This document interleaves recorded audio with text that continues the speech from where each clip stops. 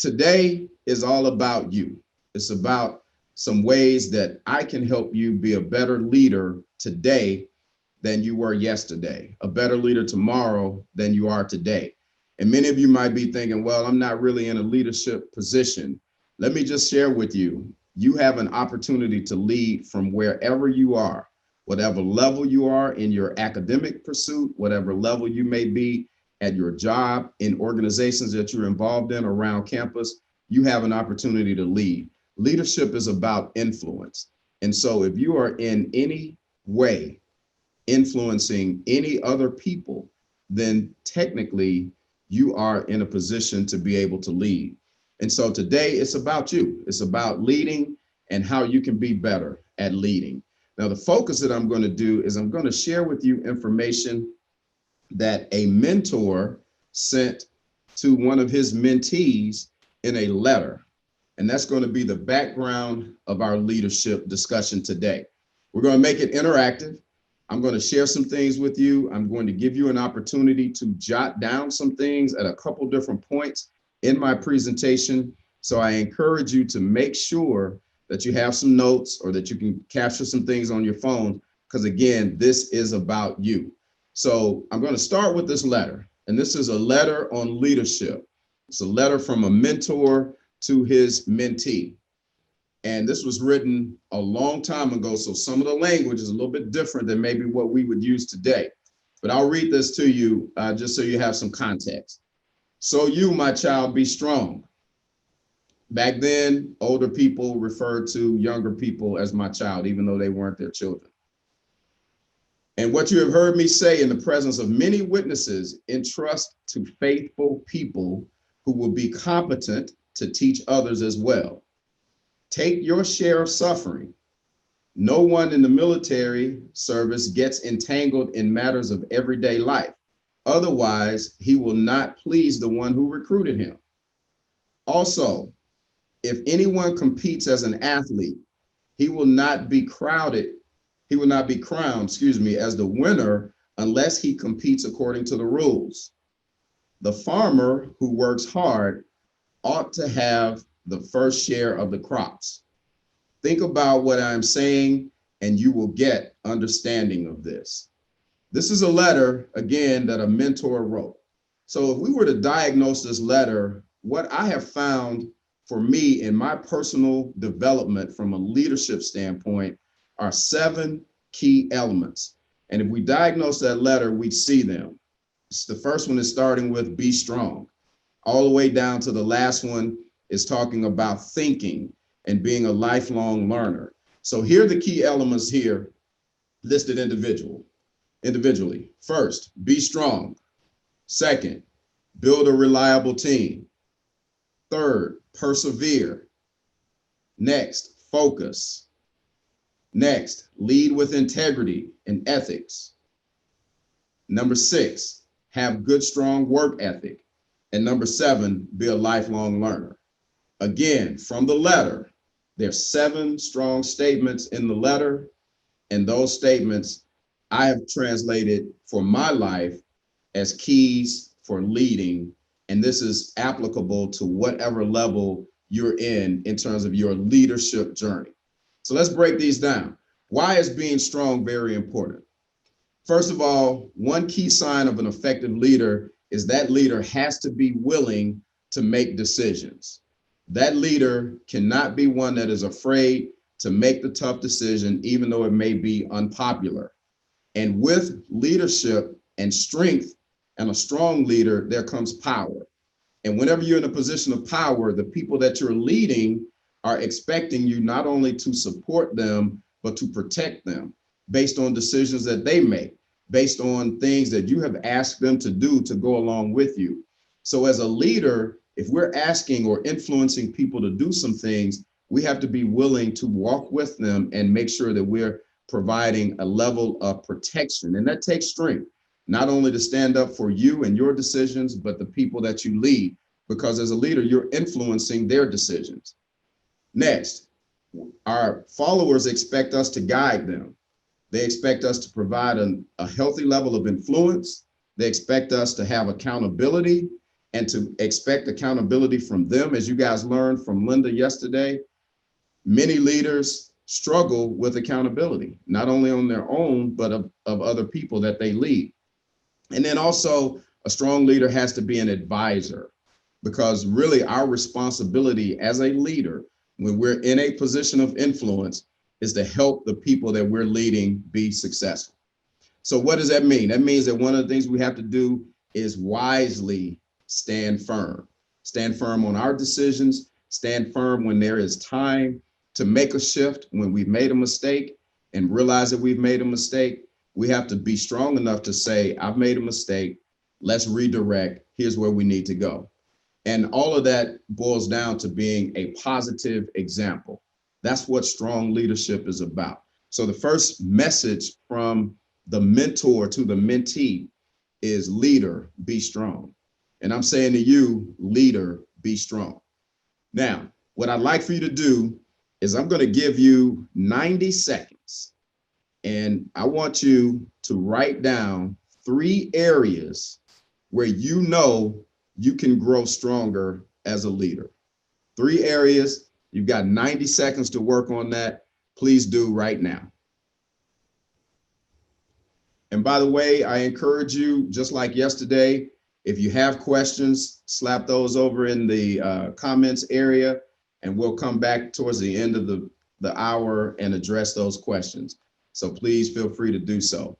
Now, I want to engage, and we've got 10 more seconds that I'm giving you on this, but I would love for 1 or 2 people to unmute and share areas of strength that you recognize. You don't have to share all 3 if you don't want, but let's hear 1 or 2 areas that you may be identified. So anyone that would like to share, please go ahead and unmute and share with us. Hey, Alfonzo, it's Kent Noble. Hey, Kent, how are you? Good to see you, my friend. You as well. Thank you for doing this.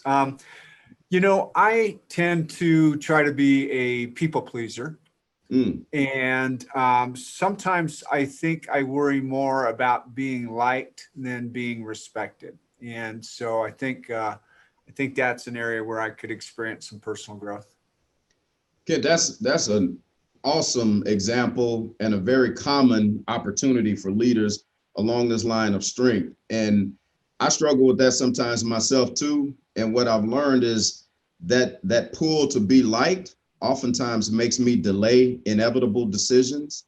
And then it works against the respect piece. And what I've learned is that I may not recognize it at the time, but people end up respecting me if I'm one that is willing to make a quick decision, as long as it's a sound decision. And then later the like comes, because the respect is always a precursor to the like, unless you're rude with people. And I know that's not an issue for you. So thank you for that example. That was phenomenal. Yeah, thank you. I heard someone else starting to say something as well. Yes, hello. My name is Catherine, and one of the areas I think I can improve on when I'm leading is to realize who and what influences me and how it affects those around me, because it's very important. And I've seen that from leaders previously, and how they go about either dealing with it or not dealing with it at all, and how it affected me or my teammates and such. So that was one of the things I wrote down. That is such an amazing example, Catherine. Who and what influences us? It amazes me how technology influences us today. I am constantly just blown away by when I do a Google search on a particular topic, especially if it's something that I may be shopping for or something, how now in all of my ads, whether it's on Google or whether it's on social media outlets like Facebook or Instagram, how many of those things come up in my feeds now. And what I also learned is that my feeds, your feeds, all of our feeds on social media are geared toward things that we show interest in. And the challenge for me on that is that makes us one-sided, because if we are on a particular side of an issue, we only get news, unless we're intentional, that support that particular side. So that is a phenomenal example. We need to make sure that we're conscious of where we're getting our information and what's influencing us. Two great examples. Thank you guys so much for engaging. Let's move on to key number 2. And key number 2 is leaders build a reliable team. You remember in the letter, he said, remember these things and bring in other people that you can trust, that means reliable, that you can trust, who can also share and lead in the future. So I tell you, we have to recruit as leaders, whether it's I'm a leader of an organization on my campus, I'm a leader in a company, I'm a leader in any capacity, recruit other talented people to be around you. And that is very important. And also fight off the urge from recruiting people that are just like you. You have to fill in gaps where your strengths are not. So for example, every time I do any type of strength assessment, I always learn that I'm a visionary and a strategic person. I am not one that is good, that can stay focused on the details. So I have to have people around me on my team to fill in the gaps. There are people that are magnificent at follow through and making sure things get executed in a timely manner. Those things are not strengths of mine. So I have to find people to work with me that they can execute, they can get things, they meet deadlines, because that is a gap for me. And I can trust that if we work together, we'll be able to execute on things. That makes our team reliable. That makes our team trusted.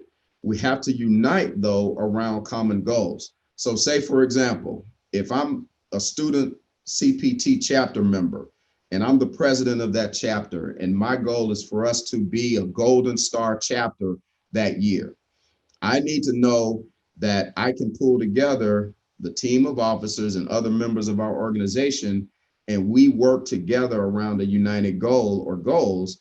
And that united goal is for us to be a Golden Star chapter. And that pulls us together, that unifies us around our differences, and then we can move together forward because we now are working on a common goal. It's just like a sports team, it's just like a debate team. If you have a common goal, you can bring people together that are different and they can form a reliable team. Effective communications is a critical component of that, especially when you're looking at the diversity of skill set and the diversity of thought. So my message to you leaders is make sure that you start to build effective teams of people who have skill sets that you do not have. I want you to practice working on that right now. 90 seconds. Take this 90 seconds and write down 3 skill areas that you know you would need on your team because you may be lacking in those areas. All right. Cut you a little bit short because I want to show you a video. And on this video, if you haven't written down all 3, continue to work on that. But on this video, you're going to see a team and you'll see some dynamics of a team. And what I'd like for you to do is look at this from a standpoint of what are some things that I am seeing that are skill sets on this team, and what are some things that I feel like are problems or deficiencies with this team. And then we'll have some conversation about that in just a few moments. This video is about 3.5 minutes. Take a look at it. It's pretty interesting. So do you have some good notes on what we just discussed? Yeah. Okay. I think I'm good on that. Okay. Okay, so the next thing I want to talk about has to do with some issues we're having in relation to gifts and entertainment packages that we offer clients. As you all know, here at Louisiana Business Supplies, our sales department has always had a very straightforward gifting policy. Just keep it under $100. But it seems we're not all on the same page about that. So I need to make a decision about our policy so we can avoid any future misunderstandings. Thoughts? Well, I don't know. I guess I don't really see any problem with the current policy. I mean, it seems pretty straightforward. We're not going to get anywhere if we keep sugarcoating this. Jim, you're the #1 salesperson right now for a reason. You're good at what you do, I'll give you that. But you do buy over-the-top gifts for customers, and that's hard for the rest of us to compete with. Well, hang on a second. I'm not abusing any company policy. All my gifts are within the $100 limit. Really? Then how do you do it? Any gift that I buy is within $100, which is within the company policy. And then if it's more, I make the difference up by paying it myself. But that's not fair either. I might be the top salesperson if I could afford tickets to the Saints game. Well, we don't currently have a policy against salespeople using their own money to develop client relationships. Exactly. I'm very good about building long-term relationships with my customers. Many of them have become my personal friends. Making clients your personal friends, isn't that crossing a line? I mean, this is a business. No, I'll give you an example. Randall Hoover. He lives on my street. I coach his kids' soccer. He comes to cookouts sometimes. He happens to be a buyer at the Metropolitan Hospital. And yes, I did buy us Saints tickets to go to the game with my own money, but tell me, what's the harm in that? Paying for lunch is one thing, but what you're doing sounds more like a bribe, even if he is your cookout buddy. And I know for certain that government agencies and nonprofits are especially concerned about their relationship with suppliers. Okay, guys, relax. You could both be wonderful salespeople if you just built the long-term relationships, the close relationships that I develop with my customers. It's not about the money. It's about the friendships and the opportunities that I create to show them the benefits of using our company. But these expensive gifts could get us into trouble. Keep in mind that these companies would likely drop our account if they felt that their buyers were engaging in what's considered a conflict of interest. Besides, even if you're not technically breaking the $100 policy, you're going against its intent. We don't want our clients buying from us for the wrong reasons. It's not fair to us or to all the other divisions here at LBS. All right, since we're being so open and honest here, let's get to the real point of why we're here. You two are jealous, and you're taking it out on me. I don't appreciate it. Everything I do is to help this company. Now, I know you guys are struggling with your sales and reaching your quotas, but that is no reason to take it out on me. Guys, And let's all just take a deep breath here. one more thing, and I'll shut up. As for the other sales divisions, we're supposed to do what we can to beat them. That is the whole nature of competition. Now, I want to win that into your bonus, don't you? Okay, I called this meeting so we could discuss the issues we're having with client gifts. And after hearing everything you all have had to say, I think I've made a decision. All right. Interesting dialogue there. So what I'd like you to do is tell me, one, do you feel like this is a reliable team? Yes or no? And then tell me some strengths that you see, some voids that you see, what your reaction is to this team, as well as the strength of the leader. So anyone that'd like to comment, take yourself off mute and let's hear a couple comments. I mean, I feel like this team has kind of been walking on eggshells over for a while because it just kind of feels like it just exploded like when they brought up the whole Saints ticket thing. So I think that this was kind of a problem for a while, but no one really wanted to address it. And then kind of when they did address it, it just kind of all blew up. Excellent, good point. So Isaiah, I think we could challenge one of the key things that we said is that a reliable team has trust. I think we could also challenge that a reliable team has effective communication. As you pointed out, Isaiah, they obviously have been dealing with this issue for a long time, but they had not addressed it from a communication standpoint. Great point. Let me hear from someone else. Hi, Alfonzo. This is Hannah Adams. Hi, Hannah. Hi. So I just wanted to talk about a strength that I kind of saw. I know that you guys just talked about how they just really didn't seem to be on the same page, which is super true. However, I just also want to say that I think a strength of this team is that they're all really committed, and even though they may, he's, kind of buying stuff with his own money, which isn't super great nor ethical, I think we all can agree, the team is really committed to wanting to be the best and wanting to do what's best for the company. Great point. I agree with you. The level of commitment does show, and you can see that in the passion of the individuals participating. Great point. Let me hear one more comment before we move on. One more thought. I think that the area that the team members are coming from, given that the one member on the right, the one that was buying gifts, his sole goal was to build long-term relationships, and the other two were focused more on building relationships in an ethical and morally right way. Kind of shows that the team's on different paths, like different trajectories in their sales goals. So. Yeah, great point, Jackson. Because what I don't believe based on this team is that they have a shared common goal or shared common goals. Jim, who's the guy that's got the highest sales, he's saying that he wants to establish the long-term relationships. And that's his strategy for being the sales leader. The other two, Collins and Maria, make it clear that they're focused on the process and they're trying to build their portfolio, but they don't feel like they have a fair shot at it.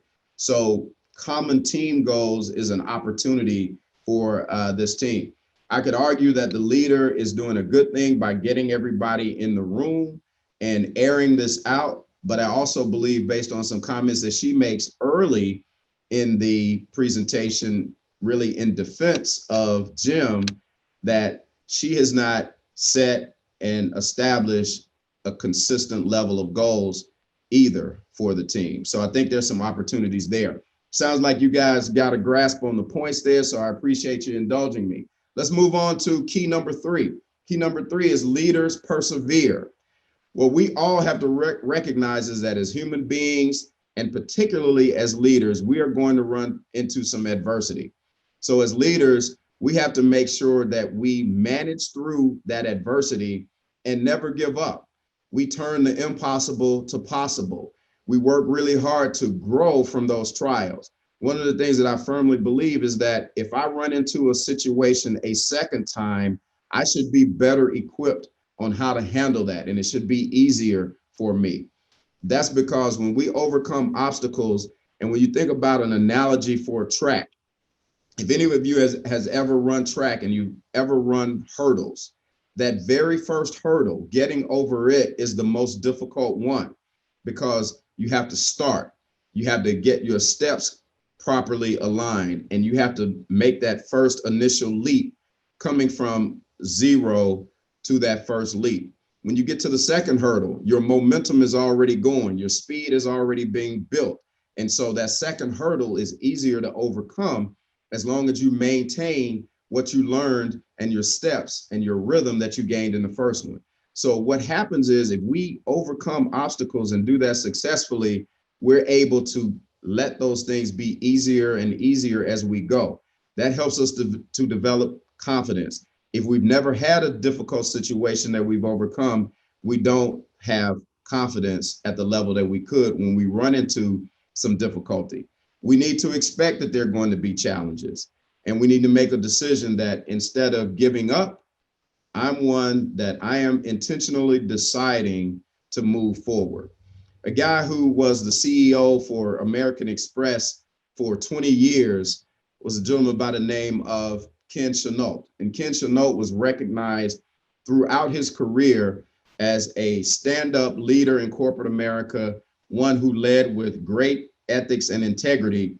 And he talks about perseverance in a portion of a conversation and an interview that he did at Stanford University a few years ago. Let me show you a second. One of the points when I was growing up that my father emphasized with me was focus on what you can control. And the only thing you can control is your performance. There's several ways you can look at that. He was not saying that to limit me. What he was saying was that opens up a range of opportunities. And from a accountability standpoint, don't in fact run away from that problem or challenge or barrier. Figure out a way to jump over it. Don't run away from the problem, the challenge, or the barrier, but figure out a way to jump over it.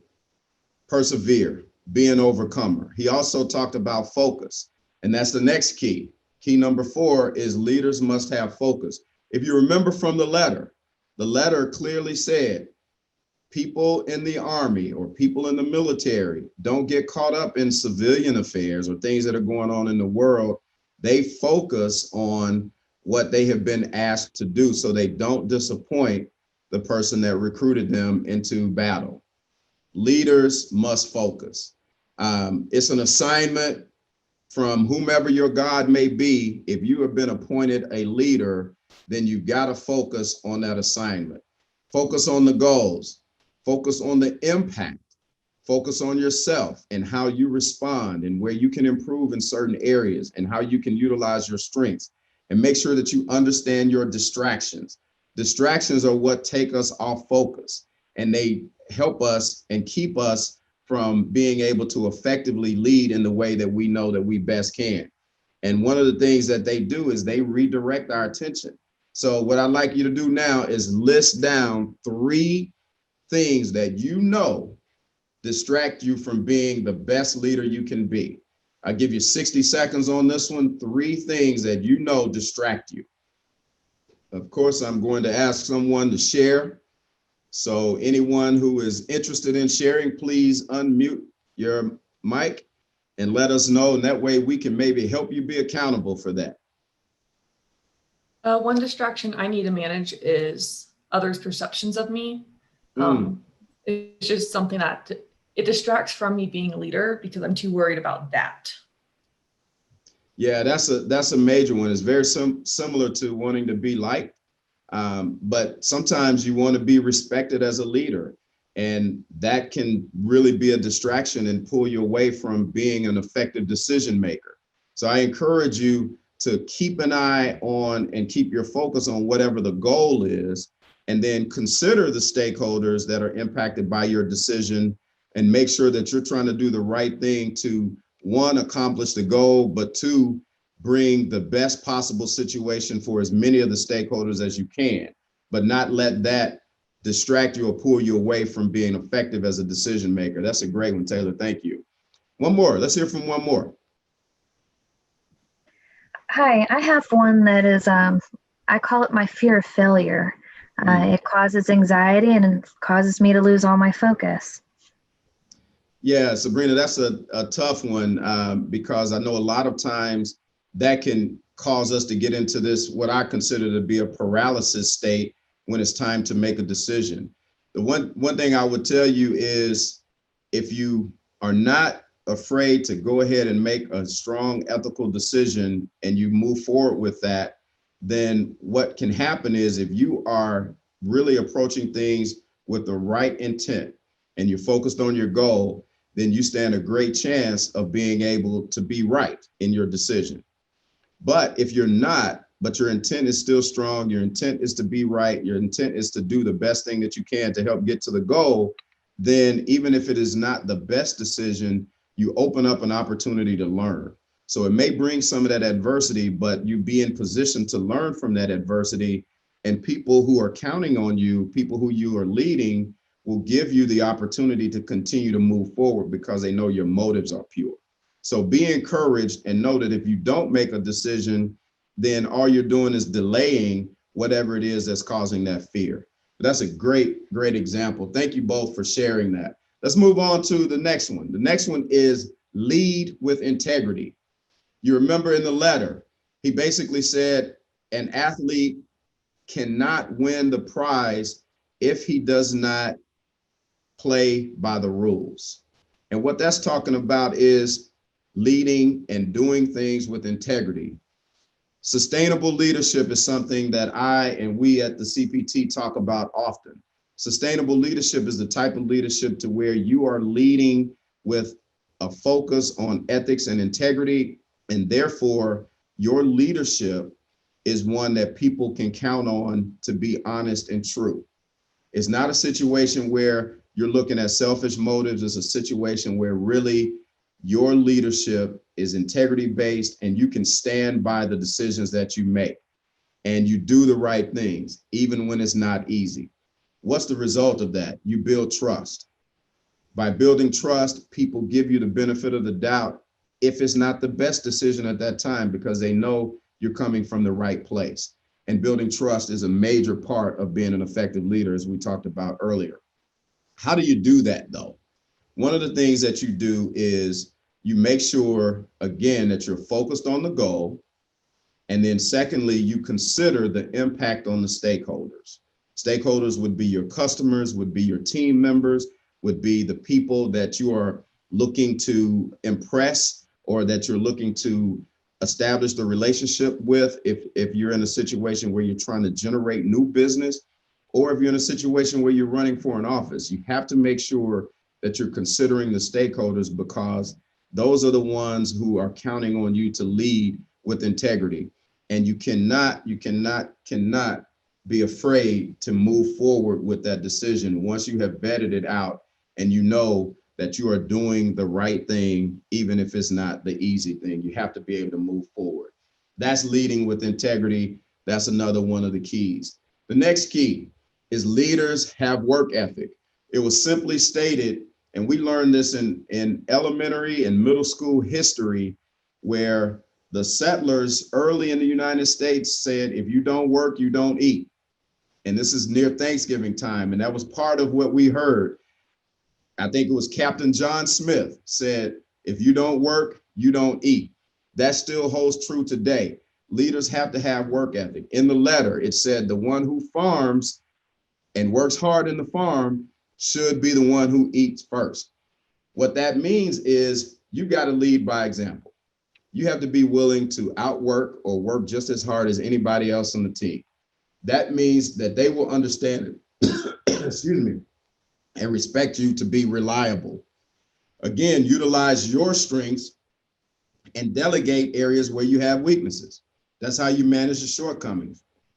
And what you really need to make sure that you're focused on is that you and the people that you lead collectively, you guys outwork the problem. See, sometimes we feel like the problem is so big that we can't overcome it. But I can promise you, we can outwork that problem. The formula for that is breaking that problem down into small pieces. There's an old saying, how do you eat an elephant? And the answer is one bite at a time. What that simply means is the more complex the problem is, the larger the issue is, you have to break it down into smaller pieces and address those smaller pieces. And collectively, you will ultimately end up in a situation where you have managed that entire problem. So one of the things that I want you to write down now is, what are 3 things that you will do, or 3 areas that you know you can increase your effort in? Could be studying, it could be something else, but what are 3 things that you know are opportunity areas for you to increase your effort? 60 seconds. All right, as we come up on our last 10 seconds, I'd love to have a couple of you share with us. So if you're interested in sharing, please unmute and share one of the things that you know you will do and need to do to help increase your effort. I need to be honest with myself. Explain that a little bit more, Taylor, if you don't mind. Sometimes, a lot of times, I have a tendency to go, oh no, I don't need to do that right now. I have time later. But realistically, I just need to be honest with myself and set myself down. I need to do this now, and just focus on not lying to myself about really anything. That's awesome. That's awesome. It takes that focus, and I promise you, people that you lead will really appreciate that. I think it was phenomenal what Linda said yesterday, a small tip, and when she shared that can help us with procrastination. She said, do the difficult things first. When you're planning your to-do list, put the most difficult things, or the things that you like to do least, put them early on your to-do list, and then you'll get those done, and then you'll have the things that you enjoy later. And I thought that was phenomenal. In fact, I used it yesterday and it worked. It worked after that. Someone else. One more. One that I put down actually kind of stems off of Taylor's, and that's managing work and play. Because oftentimes I find myself, like if I look at an assignment, I'm like, man, if I just get this done, I can go out and do whatever. I'm not looking at it as school's my job right now, and school's like what I need to be. Excellent. Excellent. I believe that in any given time of day, we're either working, we're playing, or we're resting. And all three of them are necessary. They all have an appropriate time in our day and in our lives, but we need to make sure that we take care of our responsibilities first. So great, thank you guys. Let's move on to the last one. And the last one is leaders are lifelong learners. Follow ethical examples of leaders. Growth has benefits. One, when you grow, you're more confident. Number two, you have more clarity because of growth, and you're more comfortable with your decisions. But the only way you can do that is being committed to learning more. And there are a lot of things, quite frankly, that we have to unlearn and then relearn. We learned some bad habits. Let's unlearn those and relearn some good habits, like putting the more difficult things first on our agenda for the day. Let's unlearn some of the things that we've done and then relearn, and be committed. Never stop growing. Here's the reality, ladies and gentlemen. Everything around us is growing. And so if we're not continuing to grow and evolve, we get significantly left behind. So here they are again. Be strong, be strong, build a reliable team, persevere, focus, lead with integrity, have a strong work ethic, and be a lifelong leader. Those are all of my slides that I have, but I know we wanted to leave time for Q&A. So we've got about 10 minutes to have some open discussion Q&A if you guys like. And I'm not sure if there are any questions that have been posted, but if they have, we can start there. But if you have others that come to mind, we can discuss those directly if you like as well. So I'll turn it back to Ashley, and Ashley, you lead us the rest of the way. Sure. So we received this question from Catherine a little bit earlier in the presentation. She said, how should I go about leading if when I make a decision for followers or guide those around me, the people in power above me reject my position as a leader and end up disciplining me just because they dislike me leading or are a poor leader? So how can you make a decision when your decisions get overruled by somebody above you? Mm-hmm. That's a common issue that many leaders have. And what I would say, Catherine, is you've got to make sure that you understand what level of influence that you have. And so there are a few ways and a few techniques that you can use to address that issue. One is, if you feel like you don't have the buy-in of people above you before making that decision, then you go to them with questions that maybe really are your ideas, but they may be positioned as questions. So you're saying, what do you think, or have we ever thought about, or is there room to consider? And you lead your ideas in with the questions so that you get some buy-in from those that are above you first before you present those things to the people that you lead. That's one way. Another way is building alliances. So you can build an alliance with other people that are either peer level with you or people on your team. And through those alliances, you can sometimes get those individuals to present ideas to get that buy-in first. There's a concept called managing up. And it just depends on the relationship that you have with the individual or individuals that are above you as to which approach will work best. But I would encourage you to Google and learn everything that you can about the concept of managing up. That basically is just talking about providing leadership and influence to the people that are above you in the organization. Great question. That's great, Alfonso. This one comes from Elena. How can we influence people as a leader? Can you give a specific example? How can you influence people as a leader?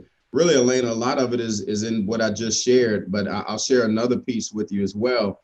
When you're in a leadership position, a lot of times people are looking at you to bring ideas and vision to the table.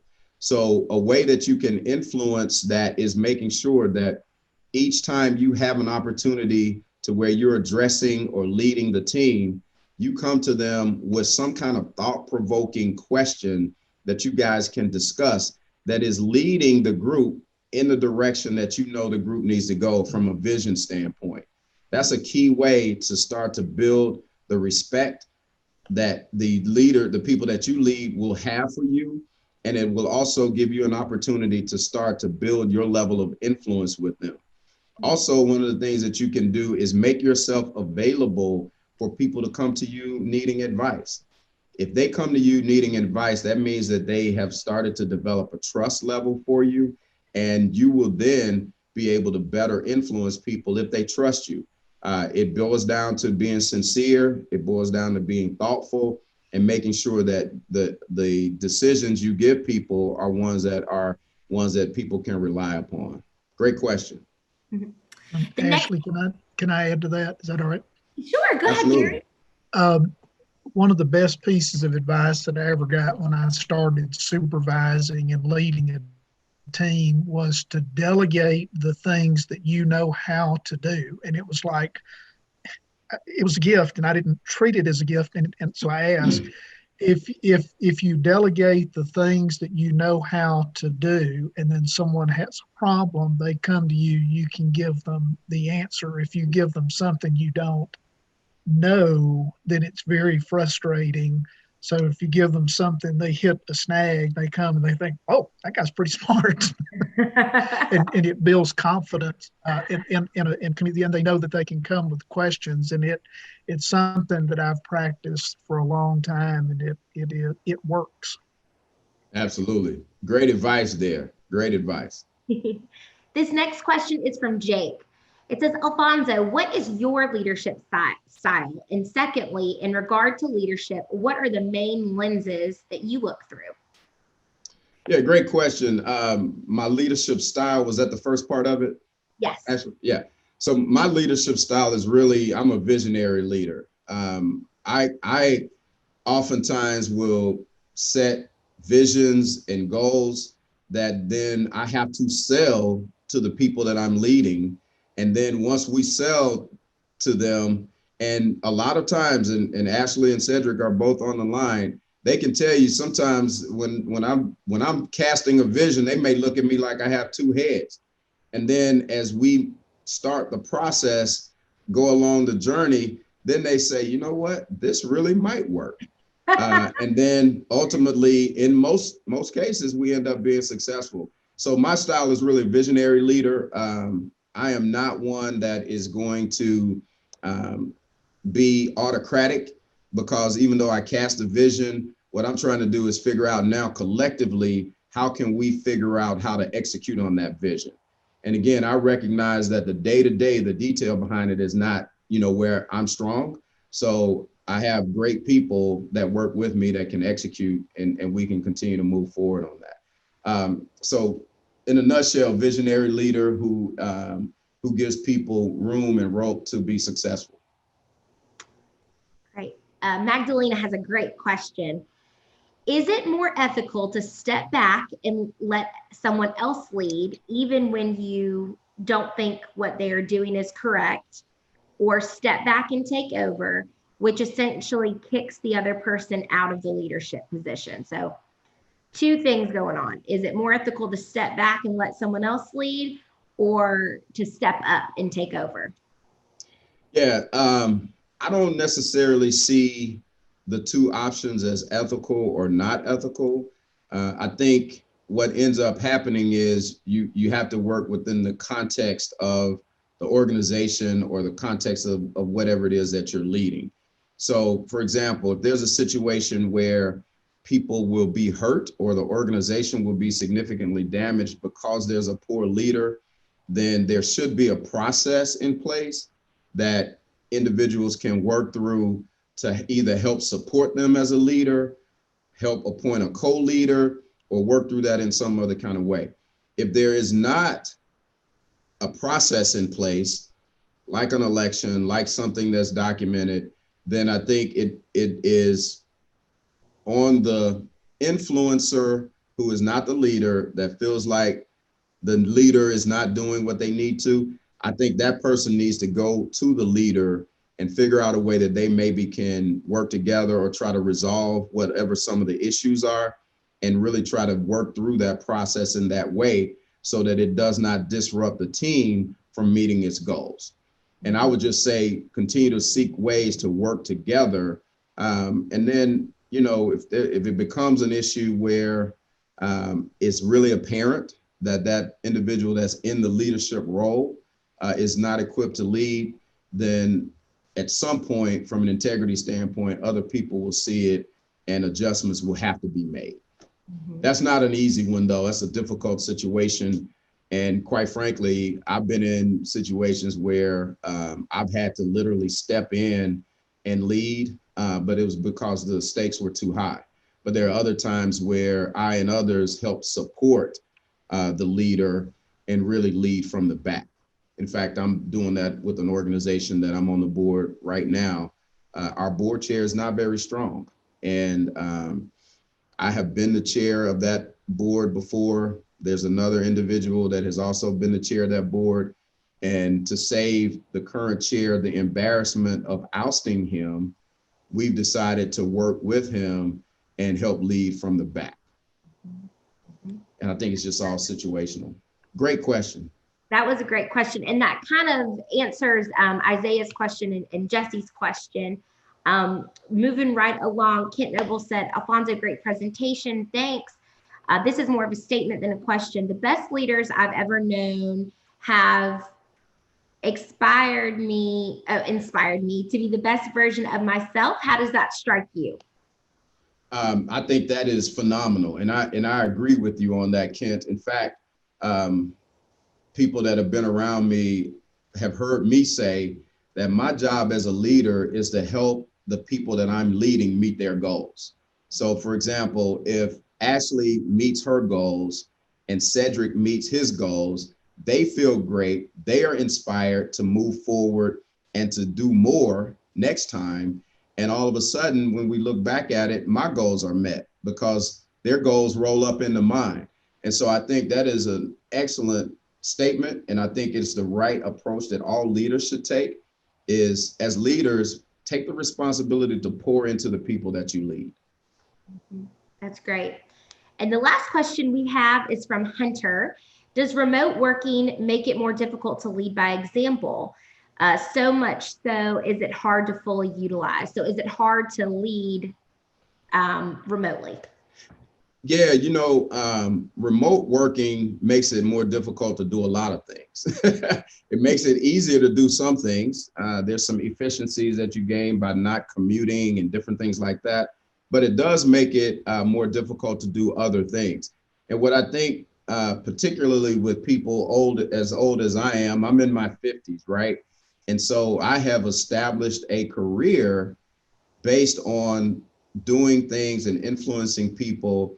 And most of that is by being in their presence. And just to be transparent with you guys, I struggle with leading people remotely. So yesterday, I made a decision that I am going to work and put in my goals for the next 6 months, how to be a better remote leader, and then take my learnings and go back and teach other people how to do it. Because not only am I struggling, but the other people that I advise and coach and some of these conversations that I'm having with some mentees that I have, everybody is trying to figure out the new course on whether it's fully being remote or whether it's some hybrid of being remote and in person. But everybody's trying to figure out how to best lead, how to be accountable as a leader, how to hold the people that we're leading accountable. So it's tough. So whoever asked that question, be on the lookout, because I'm studying it now. I'm trying to be better at it.